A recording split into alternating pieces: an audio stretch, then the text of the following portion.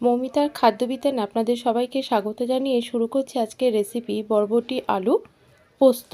দেখুন আমি বরবটি আর আলুগুলোকে সমানভাবে রাখার চেষ্টা করেছি। আলুগুলো খুব মোটাও করিনি আবার পাতলা করেও কাটিনি। বরবটিগুলো একই মাপের রেখেছি। এখন ভালো করে ধুয়ে আমি পরিষ্কার করে নিয়েছি। আর বাটিতে আমি 2 থেকে 3 চামচ মতন পোস্ত আর 4-5টা কাঁচা লঙ্কা একটু ভিজিয়ে রেখেছি। দেখুন আমি পোস্তটা আগেই ভিজিয়ে রেখেছিলাম, তারপর আমি সবজিগুলো কেটেছি। তার জন্যে পোস্তগুলো কি সুন্দর ফুলে উঠেছে। এবার আমি পোস্তটা বেটে নেব। পোস্তটা আমি খুব মিহি করে বাটবো না, একটু আধা বাটা করে রাখবো, কারণ মিহি পোস্ত খেতে ভালো লাগে না। দেখুন যেহেতু ভিজিয়ে রেখেছিলাম তাই বেশ সুন্দর ফুলে উঠেছে। এবার কড়াইটা ভালো করে গরম করে নিয়ে আমি এখানে 2 থেকে 3 চামচ সরষের তেল দিয়েছি। আমি পুরো রান্নাটাই সরষের তেলে করব। দেখুন ভালো করে কড়াইয়ের চারপাশে আমি তেলটা নাড়িয়ে নিয়েছি। আর কড়াইটা যেহেতু গরম করে নিয়েছিলাম তাই তেলটাও খুব সহজে গরম হয়ে গেছে।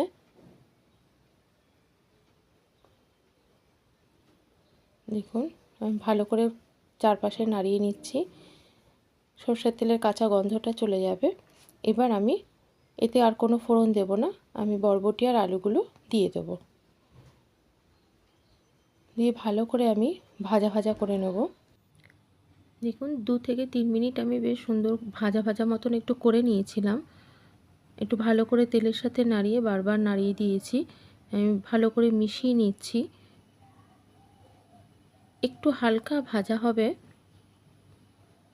আমার নাড়াতে যতটুকু ভাজা হয়। আমি 2-3 মিনিট ভালোভাবে একটু নাড়িয়েছি। তখন আমি ফ্লেমটা বাড়িয়েই দিয়েছিলাম। দেখুন এবার আমি হলুদ দিলাম পরিমাণ মতন, লবণ দেব। আমি 3 বারে লবণটা দিয়েছি, একটু একটু করে আমার যতটুকু লাগবে আমি 3 বারে দিয়েছি। আর হলুদের পরিমাণটা আমি অল্পই দিয়েছি, এখানে হাফ চামচ মতন হলুদ দিয়েছি। খুব বেশি হলুদ আমি এতে ব্যবহার করব না, তাহলে হলুদের গন্ধ বেরোবে। আমি এবার সুন্দর ভাজা করে নেব এটাকে আগে। যেহেতু নুন হলুদ দেওয়া আছে এর থেকে একটা জল বেরিয়ে আসবে। আমি ভালো করে একটু ভেজে নেব। তারপরে দিয়েছি 1 চামচ মতন কাশ্মীরি লঙ্কার গুঁড়ো। আমি এখানে লাল লঙ্কার গুঁড়ো ব্যবহার করিনি, কারণ আমি ওখানে 5-6টা কাঁচা লঙ্কা বেটে দিয়েছি। ঝালের পরিমাণটা খুব বেশি হলে তরকারি স্বাদ আসে না।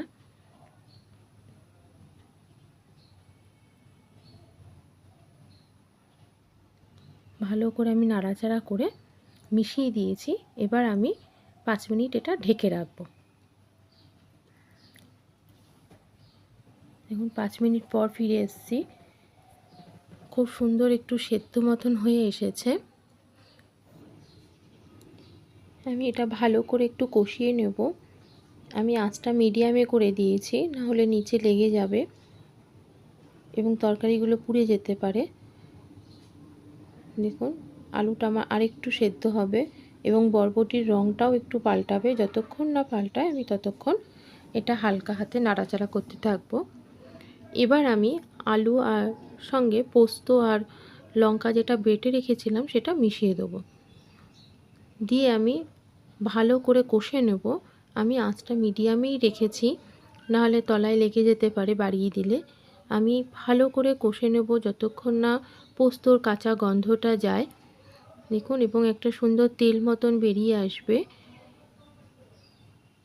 দেওয়ার সাথে সাথে একটু জল ছেড়ে দিয়েছে। আমি ভালো করে এটা কষে নেব। একটু তেল ছাড়া অপেক্ষায় থাকবো। দেখুন বেশ ভালো একটু কষা কষা মতন হবে। আমি আঁচটা একদম মিডিয়ামেই রেখেছি। দেখুন একটু তেল ছেড়ে আসছে। আমি ভালো করে এটা কষিয়ে নেব। দেখুন অল্প আছে, আমি অনেকক্ষণ ধরে এটাকে কষিয়েছি। যত কষানো হবে এবং তেল ছেড়ে আসবে স্বাদ তত বাড়বে। পোস্ত একটু কষিয়ে নিতে হয়। দেখুন তলায় একটু লেগে যাচ্ছিলো, আমি অল্প পরিমাণ মতন জল দিয়েছি। আমি আরেকটু কষিয়ে নেব। দেখুন এখনও বরবটিগুলো আমার রং পাল্টায়নি। যতক্ষণ না বরবটিগুলো রং পাল্টাবে ততক্ষণ অবধি আমি এটা একটু কষে নেব। এবং আঁচটা কিন্তু আমি মিডিয়ামেই রেখেছি, বাড়াইনি। দেখুন বরবটিগুলো এখনও অবধি একই রকমভাবে রয়েছে একটু। দেখুন এবার প্রায় কষে এসেছে, আমি অনেকক্ষণ ধরেই কষেছি।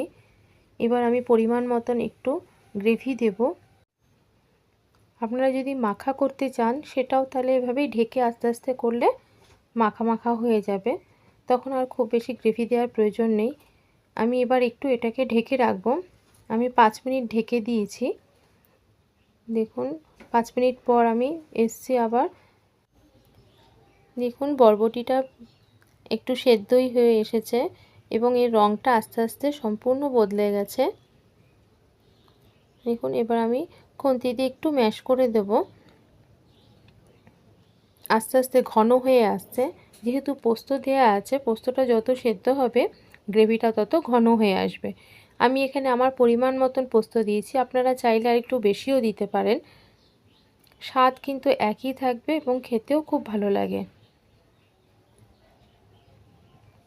দেখুন আমি একটু গ্রেভি দিয়েছি। আমি অনেকক্ষণ ধরেই এটা করেছি, কারণ আমি আঁচটা মিডিয়ামে রেখে করেছি। আমি যদি বাড়িয়ে দিতাম তাহলে তরকারিটা নিচে লেগে যেত কড়াইতে। দেখুন এবার সম্পূর্ণ ঘন হয়ে এসছে। আমি আরেকটু করে নেব।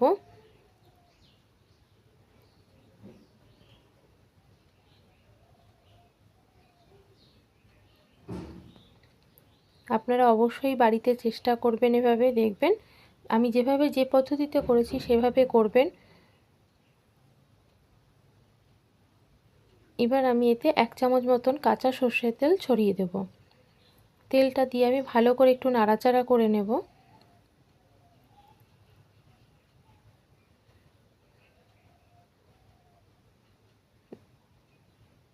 এটা যখন ঠান্ডা হয়ে যাবে তরকারিটা, তখন এটা আস্তে আস্তে আরও ঘন হয়ে যাবে। এবার আমি গ্যাসটা বন্ধ করে 5 মিনিট ঢেকে রেখে দেব। আমি কড়াইতে রেখে দিয়েছিলাম। দেখুন কি সুন্দর সেট হয়ে গেছে, তেল ছেড়ে এসেছে এবং কাঁচা সর্ষের তেলের একটা সুন্দর গন্ধ বেরোয়, সেটাও বেরোচ্ছে। আমার বরবটি পোস্ত একদম তৈরি হয়ে গেছে পরিবেশন করার জন্য। আমার রেসিপিগুলো ভালো লাগলে অবশ্যই সঙ্গে থাকবেন, এগিয়ে যেতে সাহায্য করবেন, চ্যানেলটি সাবস্ক্রাইব করে রাখবেন। আরও অন্যান্য অনেক রেসিপি আমি আস্তে আস্তে আপনাদের সামনে নিয়ে আসব।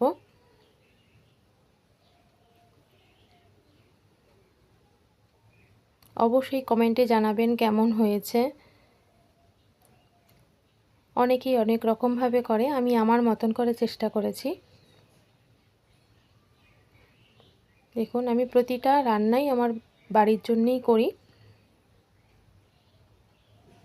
এটা আরেকটু ঘন হয়ে যাবে, এমনি ঘন হয়ে গেছে। এটা পরিবেশন করার জন্য একদম তৈরি। দেখুন চারপাশ দিয়ে সুন্দর তেল ছেড়েছে। পোস্ততে একটু তেল না হলে ভালো লাগে না। আর ঝালটা আমি মিডিয়ামেই রেখেছি, আমি খুব বেশি ঝাল এতে ব্যবহার করিনি।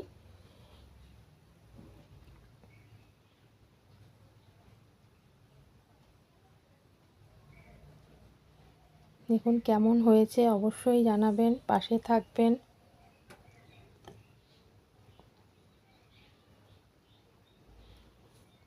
বাঙালির প্রিয় পোস্ত। সম্পূর্ণ ভিডিওটা দেখার জন্য আপনাদেরকে অসংখ্য ধন্যবাদ।